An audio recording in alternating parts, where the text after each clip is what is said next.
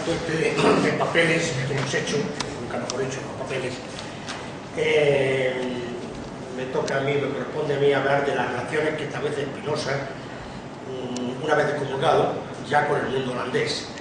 Concretamente, hay una imagen por ahí de Spinoza, favorecida por mucha gente, de que Spinoza fue un bicho raro, que vivió aislado, que vivió apartado de todo el mundo, que no se corresponde exactamente con la realidad.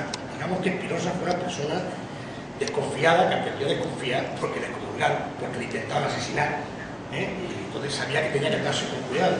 Pero fue una persona que estuvo totalmente inmerso en lo que eran los debates intelectuales, políticos, religiosos de la Holanda de la segunda mitad del siglo XVII. Y en un primer momento, cuando Spinoza se siente excomulgado, más con ese dicto que acaba de leer, casi de no, maldito sea de día, maldito sea de noche, que nadie se acerque a ti. Él estaba contento de que su cuñado tuviera relación con él, eso yo lo decía mucho. Me llegan a algo, no tenía que perder visto a mi cuñado, que eran prohibidos relacionarse conmigo, ¿no? Entonces él se refugia en un tiempo en los suburbios de Ámsterdam. Piensa que, habiendo pasado un año, en 1657, un año después de la comunión, pretende volver a Ámsterdam, pensando que todo se ha olvidado, vive allí un tiempo. Y en 1660 un fanático religioso intenta asesinarlo. Aquello le impresionó, él de hecho guardó toda su vida el abrigo donde le habían metido cuchillos e intentó asesinato, y decide abandonar Ámsterdam, decide dedicarse a escribir y se va a vivir a una ciudad cercana que es Ripuy. Entonces Ripuy va a establecer una relación que para mí es interesantísima y que sería casi objeto de una conferencia, que es con los colegiales. Es decir, allí hay un grupo, no digamos una secta, sino más bien un grupo, una serie de personas que se reúnen para hablar de religión. En la Holanda de la mitad del siglo XVII parece ser que era un estado absolutamente plurireligioso. Hay un oficial de la época, un oficial suizo, que cuando llega, de nombre Stupe, que cuando llega allí escribe un libro en 1673 que dice La religión de los holandeses, y donde dice que se ha encontrado con que Holanda es un mundo loco donde conviven 100 religiones, aunque con un solo Dios, el dinero.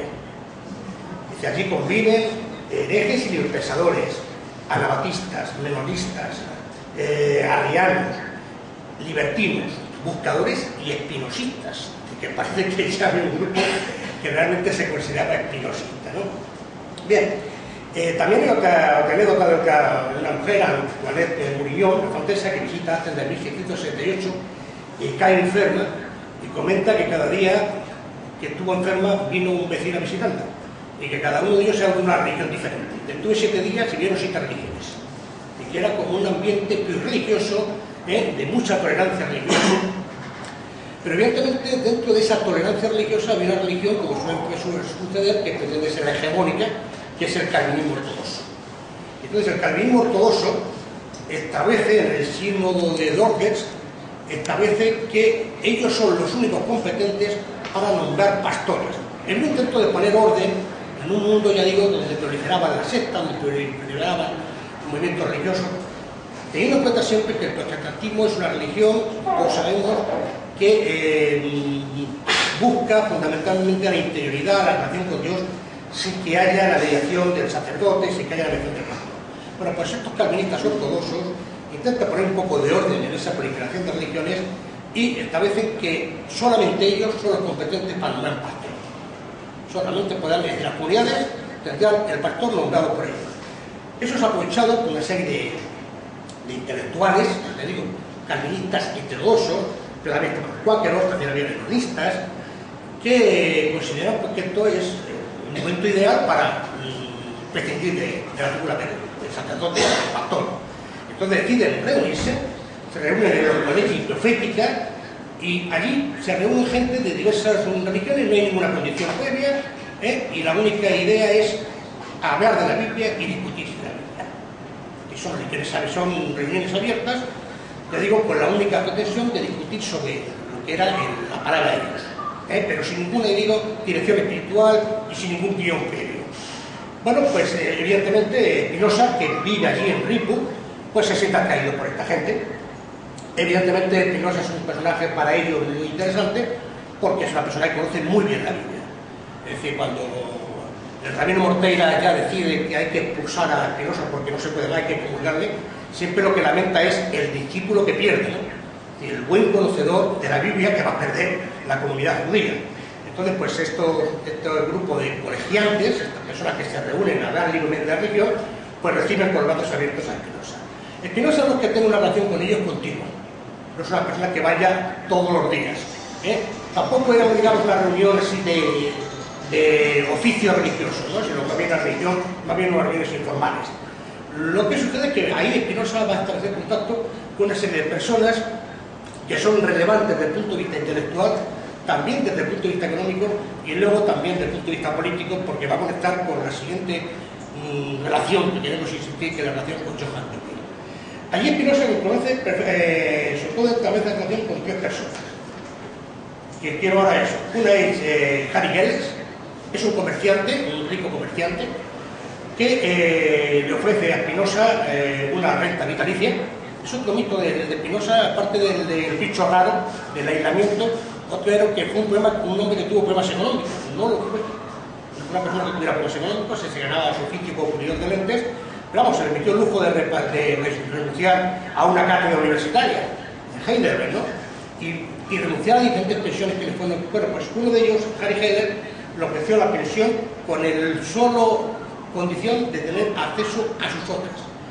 Hay una cuestión que hay que tener clara, y es que Espinosa es una persona, como he dicho antes, que vive, como decía él, en permanente cautela, en permanente atención, porque sabe que, bueno, que eso, que han excomulgado, que han intentado señalarlo, y él, pues, todo el mundo sabía que él escribía cosas, escribía manuscritos, tenía manuscritos, pero que no llegaba a publicar. Entonces, hay muchas personas, como puede ser este hombre, Harry Heller, pero también será Laini, que buscan el acceso a esos manuscritos que todavía no han visto la imprenta. Bueno, pues uno de ellos es Heller. Hay otra persona también importante entre estos colegiantes, que es Pedro Ballín, que era un comerciante que tenía relación con la península ibérica y que Espinosa, pues, digamos, tiene relación con él, sobre todo para poder hablar en portugués y poder hablar en español. Y hay una tercera persona que es Simón de Brie, otro también que responde al mismo perfil de los colegiantes, rico comerciante, con preocupaciones intelectuales, preocupaciones filosóficas y preocupaciones políticas. Simón de Brie va a fundar el primer, digamos, círculo espinosista. Este ya no es un colegio donde se habla de la Biblia, sino donde se habla de la filosofía de Espinosa. Y todo esto lo quiero decir para situar un poco a este personaje, que no es un personaje que vive ahí, como decía Borges, en la soledad del gueto, labrando un claro laberinto, ¿no? Una persona que vive en contacto con las personas que tienen, ya digo, un protagonismo económico o intelectual en la Holanda de la segunda mitad del siglo XVII. Pero quizás de toda esta relación, la más importante que mantiene Espinosa es con Johann de Will. Johann de Will es el gran pensionario de la provincia de Holanda, lo cual equivalía a ser el hombre más poderoso a nivel de poder político en lo que era las Provincias Unidas, ¿no? Es decir, además él aprovecha ese momento de que en 1653, cuando muere Guillermo de Orange, Guillermo II, pues aprovecha para, digamos, intentar apartar a la Casa de Orange del poder, concretamente quitarles el poder militar, que era el que tenían básicamente, y favorecer, digamos, el poder político, que era el que él manejaba.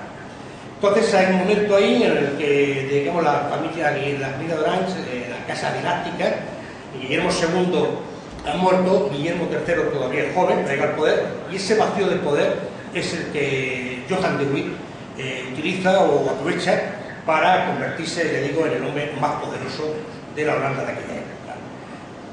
¿Cuál es el pensamiento político de Johann de Will?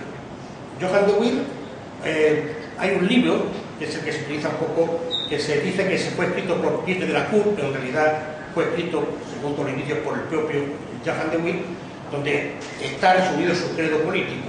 Su credo político es libertad religiosa frente a la intolerancia de los calvinistas, republicanismo frente a la monarquía dinástica de los Orange, federalismo, estamos hablando de Provincias Unidas, frente a la centralización del poder, libre competencia comercial frente al poder de los monopolios y, digamos, un pacifismo radical, la obsesión. En realidad, la ideología que representa Johann de Will es la ideología de la clase burguesa holandesa. liberales holandeses, mientras que, digamos, lo que podía ser la nobleza y el pueblo llano apoya a la monarquía holandesa. Aquí en esta década, algo más de década, son casi 2 décadas, 1653-1672, está esa lucha y política donde Spinoza va a tomar partido. Es lo que aquí me interesa. ¿Con qué toma partido? Bueno, evidentemente Spinoza tenía una relación incluso de amistad con Johann de Witt. Uno de los múltiples oficios que Spinoza llevó a cabo cuando fue excomulgado fue el de profesor particular. Daba clases particulares, y a una de las personas que dio clases particulares de matemáticas fue a Johann de Witt. Entre los dos se entabló una amistad que duró toda la vida, y dicen los biógrafos que normalmente Johann de Witt solía consultar con Spinoza temas incluso de política.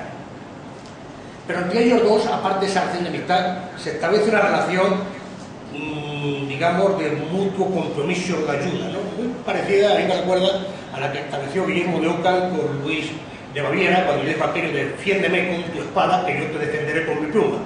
Entonces en Spinoza hay evidentemente un apoyo intelectual a la política de Johann de Witt, a la política liberal, a la política tolerante, a la política abierta, y en contra de la política de la dinastía de los Orans.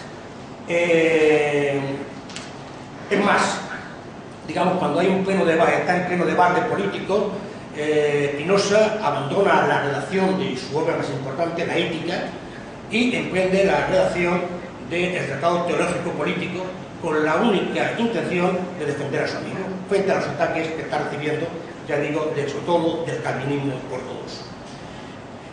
Queda claro que incluso en el prefacio de la obra del Tratado Teológico Político dice Spinoza algo así como: viendo pues que nos ha caído en suerte la rara dicha de vivir en un estado donde se concede a todo el mundo plena libertad para opinar y rendir culto a Dios según su propio juicio, y donde la libertad es lo más apreciado y lo más dulce, he querido hacer algo que no sería ni ingrato ni inútil si demostrara que esta libertad no solo se puede conceder sin perjuicio para la piedad y la paz del Estado, sino que además solo se puede suprimir, suprimiendo con ella la propia paz del Estado.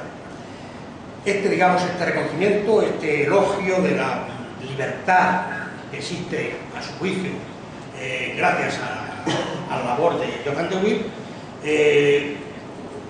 aparece también en el mismo prefacio del Tratado Teológico Político, en contraste con lo que es los ataques que los calvinistas están llevando a cabo contra la política de de Witt. Y dice: tuve que indicar también los prejuicios acerca del derecho de las supremas potestades. Son muchos, en efecto, los que tienen la insolencia de intentar arrebatarse y, bajo la apariencia de religión, alejar de ellas el afecto de la masa, sujeto todavía a la superstición pagana, a fin de que todo se derrumbe y se torne a la esclavitud. Este es, digamos, el apoyo que Spinoza lleva a cabo a la labor, a la política de Johann de Witt. Por su parte, en ese, digamos, compromiso de mutua ayuda, seguramente solamente no eran interesados en este producto de la amistad, pues de Witt va a apoyar los ataques feroces que se producen en la Holanda de la época contra Spinoza a raíz de la publicación del Tratado Teológico Político. Resulta curioso, hay uno de los autores que a mi juicio mejor ha entendido a Spinoza, que es Matthew Stigua, que dice que quizás el Tratado Teológico Político es la obra que ha suscitado mayor rechazo en la historia de la humanidad si quitamos sobre el origen de las especies de Darwin. Fueron tal los ataques que se produjeron que realmente no hay otro caso parecido, ya digo, sobre la obra de Darwin. Y el mismo Stewart hace una recopilación de algunos de los piropos que le dedicaron, digamos, sus coetáneos. Hay un sínodo calvinista que define el Tratado Teológico Político como el más vil sacrílego de los libros que jamás han visto el mundo. Un crítico de la época definió a Aristóteles como el más impío, el más infame y al mismo tiempo el más ateo que el infierno ha vomitado. El filósofo inglés Harry Moore se refirió a él como tú, el más insolente de los mortales, el más impúdico, impostor e hipócrita. Y finalmente, Leibniz, que parece ser que no sabía que el autor del Tratado Teológico Político era Spinoza porque se publicó de manera anónima y con falso que di cuenta, dijo algo así como que era un escrito intolerablemente licencioso, y llegó a decir que los castigos físicos de la Inquisición deberían existir para personajes como el autor del Tratado Teológico Político. Es decir, esto era, digamos, lo que que suscitaba el entusiasmo que suscitaba la obra de Spinoza. Hay que entender para que el hombre fuera cauteloso, porque si a pesar de que el libro fuera anónimo, con pie de imprenta falso, al final todo el mundo sabía que era obra suya, y evidentemente los ataques. Bueno, pues lógicamente la obra se mantuvo y su autor no fue detenido por el apoyo de De Witt. Es más, cuando De Witt muere asesinado en 1772, la obra se mantiene 2 años más porque realmente ha suscitado mucho interés, pero en 1674, cuando ya De Witt ha desaparecido, pues la obra evidentemente desaparece. Y Spinoza tiene que pasar otra vez absolutamente a la soledad del gueto, que decía Spinoza, Borges. Es decir, que yo esto solamente quería darlo por situarnos y romper un poco esa idea de ese Spinoza aislado, esa persona ahí metido, ya digo, en los suburbios de Amsterdam, sino que más bien que es una persona que está metido en plenas polémicas, tanto en el ámbito religioso como en el ámbito político. Y ya digo, defendiendo siempre lo que puede ser la democracia liberal, burguesa, y en contra de lo que puede ser pues, la monarquía, el calvinismo ortodoxo, el calvinismo radical, la intolerancia. Vamos a centrarnos ya en la obra del pensamiento político de Spinoza, ¿no? Y ahora ya le toca